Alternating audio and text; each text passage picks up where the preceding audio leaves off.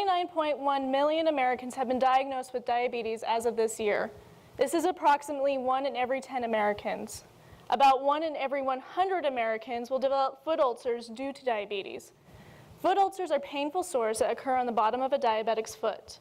Often these sores progress, leading to the amputation of the lower extremities for 1 in every 300 people. Unfortunately, these numbers are only growing and causing painful and dramatic lifestyle changes for many people. Thus, there is a need to prevent these foot ulcers from ever occurring. It has been found that there is an increase in the foot tissue stiffness of diabetic patients, and this leads to an elevated risk for ulcers. As the stiffness increases, the tissue becomes less elastic and requires abnormally large pressures to deform. My hypothesis is that I can monitor and measure these changes in stiffness and utilize these measurements to predict diabetic ulcers. In order to predict these ulcers, my approach will measure the stiffness while a subject is walking. In order to do this, I will use pressure measuring insoles that will be slipped into the patient's socks. These insoles will be measuring compression area and force, and we must validate that these are accurate measurements. In order to do this, we measure data from many individuals. For compression area, we measure data from 50 individuals, and you can see that data on the left.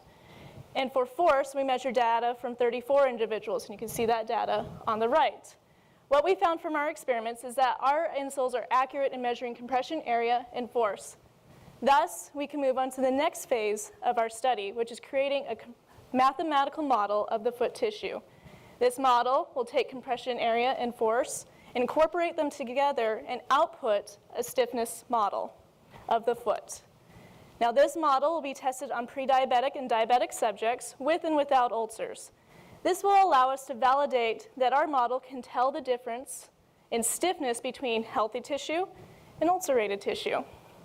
Now, if our model's working, we will perform a statistical analysis that will be able to help us determine how stiffness is exactly predictive of ulcers. If I am successful, I will be able to use stiffness to predict diabetic ulcerations.